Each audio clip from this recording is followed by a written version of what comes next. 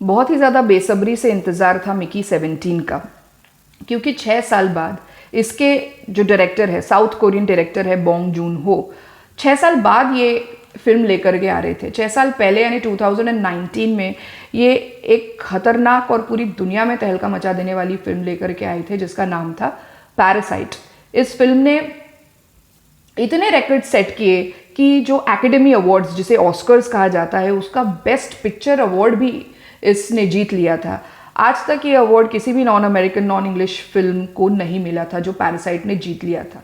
तो ऐसे गज़ब के डायरेक्टर की फिल्म आ रही थी मिकी 17, तो उसका इंतज़ार सबको था, पूरी दुनिया को था। तो मिकी 17 बॉन्ग जून हो की अन्य फिल्मों के जैसे ही एक डार्क फिल्म है, कह लो डार्क कॉमेडी है, बट एक साइंस फिक्शन वाली कॉमेडी है। एक नॉवल है मिकी 7 जिसको लिखा है एश्टन एडवर्ड ने। इस किताब के ऊपर बेस्ड ये फिल्म बनाई गई है। मिकी 17 कहानी है मिकी बार्न्स नामक एक व्यक्ति की। इस कैरेक्टर को निभाया है रॉबर्ट पैटिंसन ने, जो कि एक ब्रिटिश एक्टर है। तो मिकी बार्न्स जो है वो अपने दोस्त टिमोर के साथ में मिल करके एक मैकरॉन फूड पार्लर या कोई मैकरॉन रेस्टोरेंट ऐसा कुछ खोलते हैं, और उसके लिए वो लोन उठाते हैं एक बहुत ही डेंजरस इंसान से, एक लोन शार्क शायद उसे कह सकते हैं हम।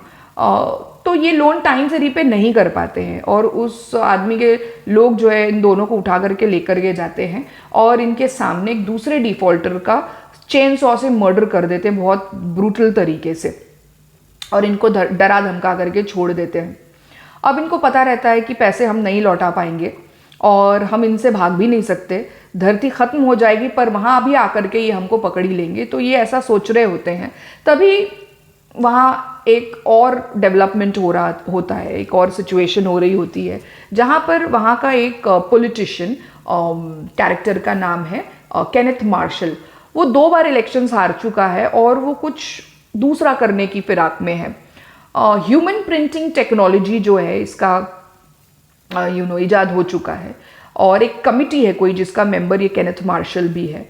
वो लोग मिलकर के ये डिसाइड करते हैं कि ह्यूमन प्रिंटिंग टेक्नोलॉजी को धरती के ऊपर काम में नहीं लिया जा सकता, क्योंकि कोई एक सी घटना घटती है कि ये ह्यूमन प्रिंटिंग टेक्नोलॉजी इजाद करने वाले लोगों में से एक इंसान साइकोपैथ निकला था। उसने अपने जैसे 3 प्रिंट कर लिए थे, और उसमें से 2 जो है वो होमलेस लोगों का मर्डर करते घूमते हैं, और तीसरे को एज एलिबाई यूज करते हैं, यानी कि एलिबाई यानी कि कोर्ट में प्रूव करने के लिए कि उस समय पे उस जगह पर वो मौजूद ही नहीं था, वो उस समय किसी दूसरी जगह पर मौजूद था।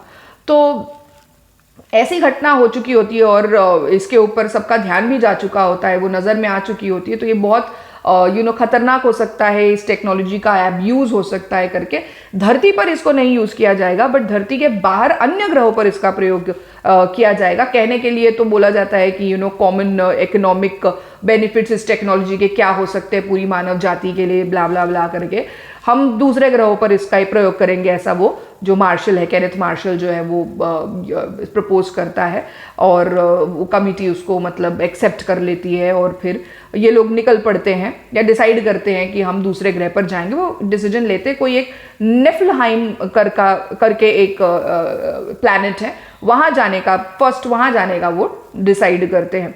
ये लगभग 2050s का दौर चल रहा है, ऐसा दिखाया गया है मूवी में। तो ये जो केनेथ मार्शल है इसके बहुत सारे सपोर्टर्स होते हैं, और ये जो सपोर्टर्स हैं ये भारी मात्राओं में एप्लीकेशंस कर रहे होते हैं कि हमें इस जो एक्सपेडिशन है इस पर हमें जाना है। तो इसी सारी चीज़ का इनको लगता है, जो मिकी और टिमो है जो लोन से भाग रहे हैं, उस लोन शार्क से भाग रहे हैं डर करके, इनको लगता है हम भी यहाँ चले जाते हैं, धरती छोड़ के दूसरे ग्रह पे चले जाते हैं। जो टिमो है उसके पास कोई स्किल है, वो पायलट है, तो वो एज शटल पायलट अप्लाई करता है और वो सिलेक्ट हो जाता है। वही मिकी अनाथ है, उसकी कोई फैमिली नहीं है, ना ही उसके पास कोई क्वालिफिकेशंस है, कोई सर्टिफिकेट्स है, और वो बिलीव करता है उसके पास शायद कोई स्किल भी नहीं है, तो वो एज एन एक्सपेंडेबल अप्लाई करता है। ऐसा दिखता है मूवी में देख करके कि किसी और ने इस पोजीशन के लिए अप्लाई नहीं किया है, एक्सपेंडेबल की पोजीशन के लिए मिकी बार्न्स अकेले ने अप्लाई किया है। तो क्या है एक्सपेंडेबल?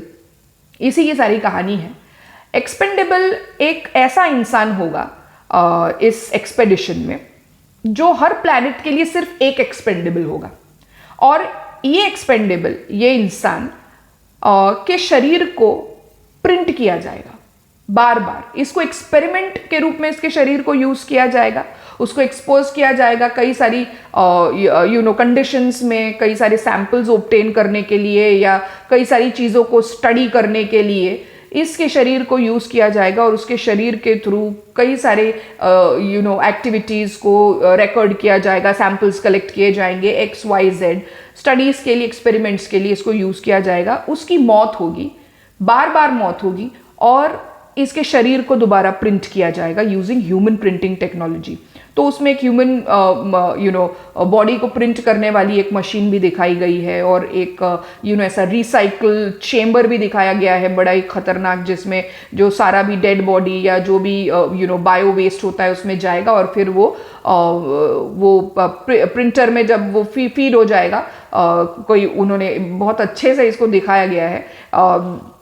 ऐसी टेक्नोलॉजी, सारा जो ह्यूमन बॉडी का बायोलॉजिकल डेटा है उसको भी ये पहले से ही कलेक्ट करके रखेंगे। हर हफ्ते वो डेटा और अपलोड होगा, मेमोरीज का डेटा अपलोड होगा, XYZ ये सारी प्रक्रिया वो करेंगे, और बार बार इस एक्सपेंडेबल को मारेंगे, एक्सपेरिमेंट्स करेंगे, उसके ऊपर सैंपल्स ऑब्टेन करेंगे, और फिर रिप्रिंट करेंगे उसको, फिर उसको मारेंगे, ऐसा चलते रहेगा। तो ये ऐसा एक्सपेंडेबल की खतरनाक काम के लिए ये मिकी जो है अप्लाई करता है, और वो भी इस एक्सपेडिशन में चले जाता है। तो लगभग 4 साल इनको लग जाते हैं उस नेफलहाइम प्लैनेट पर पहुंचने के लिए। वहीं इस 4 साल के जो पीरियड में मिकी जो है, इसके ऊपर कई सारे एक्सपेरिमेंट्स किए जाते हैं, मतलब कई सारी गैसेस से एक्सपोजर इसका हो रहा है, ऐसा कुछ दिखाया गया है। कहीं ऐसे भी दिखाया है कि एक कार क्रैश में भी किस तरह से मौत हो रही है, या वो जो पूरा किस तरह से डेथ होती है उसको स्टडी करने के लिए भी एक मॉक कार क्रैश किया जाता है। मतलब एक कंट्रोल्ड एनवायरनमेंट के अंदर ही उसको मतलब सच में क्रैश किया जाता है, जिसमें एक्चुअली इसकी मौत हो जाए, ऐसा कुछ दिखाया गया है। एंड दे स्टडिंग कि क्या होता है एग्जैक्टली मरते टाइम पे, और मेमोरीज का क्या होता है। ऐसे कई सारे एक्सपेरिमेंट्स 4 साल में नेफलहाइम प्लैनेट के ऊपर पहुंचने से पहले ही मिकी के ऊपर हो जाते हैं। लगभग मिकी 11 तक, मिकी 1 से लेकर के मिकी 11 तक यहाँ पर बन चुके होते नेफलहाइम पहुंचने से पहले ही। कई सारे एक्सपेरिमेंट्स होकर के, कई सारा डेटा ऑब्टेन करके, सैंपल्स ऑब्टेन करके वो लोग स्टडी कर रहे होते हैं, और क्या ही कुछ डिस्कवर करने की कोशिश कर रहे होते हैं, इन्वेंट करने की कोशिश कर रहे होते हैं। अब जब ये नेफलहाइम पर पहुंचते हैं 4 साल बाद, तो मिकी 12 जो है उसको भेजते हैं नेफलहाइम पे पहले अकेले, बिना मास्क के, बिना किसी ऑक्सीजन मास्क या व्हाटएवर, बिना किसी उस पर्टिकुलर इक्विपमेंट के साथ में, और उसको ब्रीथ करने लगाते हैं उस एनवायरनमेंट के, उस प्लैनेट के जो एनवायरनमेंट में जितने वायरसेस या अन्य माइक्रो ऑर्गेनिजम्स होंगे उसको ब्रीथ करने लगाते हैं, उसके लंग्स पूरे उससे भरवा लेते हैं, एंड देन उससे वो सैंपल्स कलेक्ट करते हैं। इस तरह से मिकी 12, मिकी 13, मिकी 14, मिकी 15 और मिकी 16, 12 से 16 मिकीज जो है ये वैक्सीन डेवलप करने में लग जाते हैं। और मिकी अभी तक मिकी 16 जो है वो रीजनरेट हो चुका होता है, और आखिरी मिकी 16 भी मर जाता है, और मिकी 17 जो है रिप्रिंट हो जाता है। अब एक्चुअली जब मिकी 17 रिप्रिंट हो जाता है, तब एक घटना घटती है कि इस मिकी 17 को जो नेफलहाइम प्लैनेट है वहाँ पर कुछ जीव है, कुछ अजीबोगरीब दिखने वाले ऐसे जीव बताए गए हैं। इनको इन्होंने फिल्म में क्रीपर करके नाम दे दिया है। ये क्रीपर्स के इसको ना सैंपल्स कलेक्ट करके लाने हैं, और अगर ये सक्सेसफुली नहीं ला पाता है तो इसका राशन पहले कम बहुत लिमिटेड खाना देते हैं गिन गिन करके, कि वो भूखा ही रहता है मोस्ट ऑफ द टाइम, और उसका राशन और भी आधा कर देते हैं। 14 घंटे उसको 7 दिन काम करना है, और उसको क्रीपर का सैंपल लेकर के आना है। क्रीपर काफ़ी खतरनाक है, ऐसा दिखाया गया है फिल्म। तो इस तरह से मिकी 17 जो है उसका ये काम रहता है कि क्रीपर का सैंपल लेकर के आना है। और अभी तक मिकी 12 से लेकर के मिकी 16 तक जो मर गए और रीजनरेट हुए, उनके सैंपल्स के थ्रू एक वैक्सीन ये लोग सक्सेसफुली बना लेते हैं, जिसको लेकर के अब इस शटल के अंदर जितने भी इंसान हैं वो बिना ऑक्सीजन मास्क के या बिना किसी पर्टिकुलर इक्विपमेंट के यूं ही घूम फिर सकते हैं उस प्लैनेट के ऊपर, नेफलहाइम प्लैनेट के ऊपर। उनको मास्क वास्क की किसी की ज़रूरत नहीं होती है। तो ये उतना इनको सक्सेस मिल चुका होता है उस प्लैनेट के ऊपर सर्वाइव करने के लिए। तो ये सब भी कुछ ना कुछ खोज रहे होते हैं, घूम फिरते दिखाई देते हैं नेफलहाइम प्लैनेट के ऊपर। और तभी जब मिकी क्रीपर्स की तलाश कर रहा होता है, वो एक बहुत ही बड़े गड्ढे में गिर जाता है। ये बहुत ही बड़े गड्ढे में गिर जाता है, गड्ढा बोलो या खाई बोलो, और उसको लगता है कि अब वो मर गया, अब हो गया एक और, मतलब मिकी 17 गया। बट वो नहीं मरता है, वो जिंदा रहता है और वो वहाँ लेटे लेटे इंतज़ार कर रहा होता है कि शायद अब मेरी मीट पॉप्सिकल मेरा बन जाएगा, वो ऐसा इंतज़ार कर रहा होता है।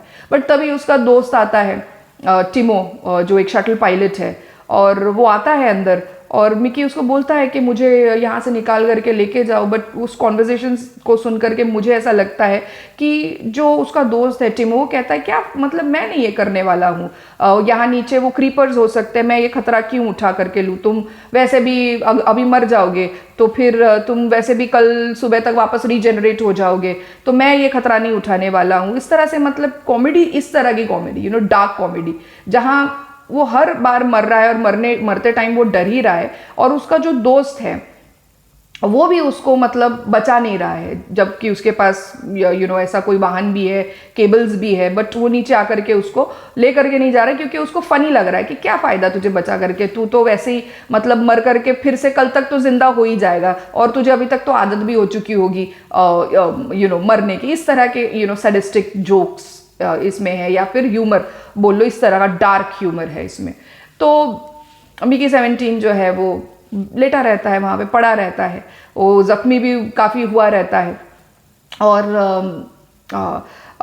होता ये है कि ये दोस्त इसका चले जाता है, और वो क्रीपर्स, बहुत सारे क्रीपर्स उस ग्रह के, इस खाई के अंदर बहुत सारी तादाद में रहते हैं।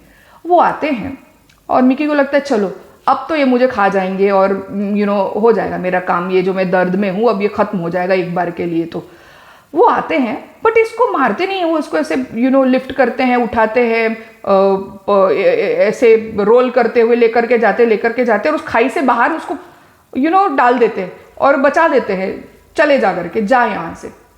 तो इस तरह से मिकी 17 जो है वो मरता नहीं है। और जो उसका दोस्त आया था टिमो, उसको लगा कि मिकी 17 मर गया, वो जाकर के रिपोर्ट कर देता है कि मिकी 17 का हो गया काम, वो मर गया करके। और उसके वहाँ वैसे बोल देने से मिकी 18 का रीजेनरेशन हो जाता है, और मिकी 17 और मिकी 18 अब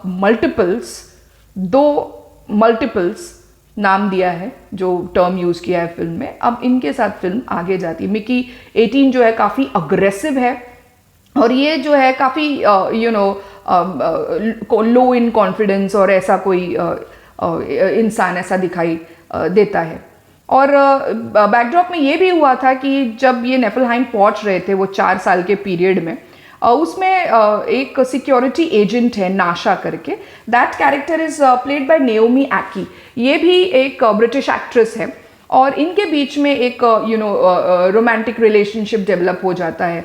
तो ये लेकर के फिल्म आगे जाती है, और ये क्रीपर्स को ये जो केनेथ मार्शल और उसकी एक बहुत ही साइको बीवी है जिसका नाम यल्फा है, फिल्म में वो अजीबोगरीब सॉसेस बनाते रहती है कोई जीव जंतुओं से,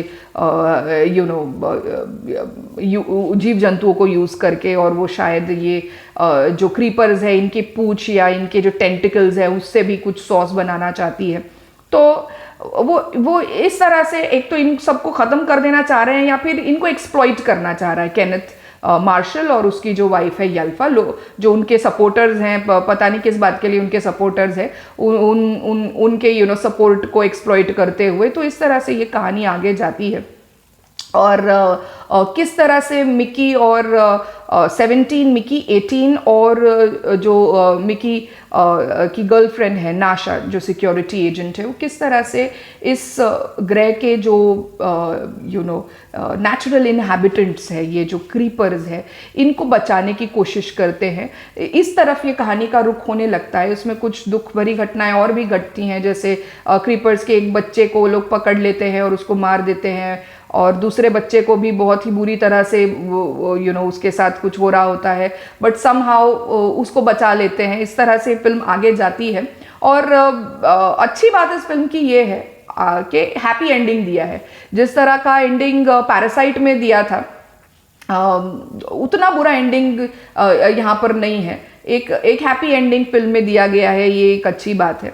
अब रही मुझे मेरा इसके ऊपर रिव्यू क्या है।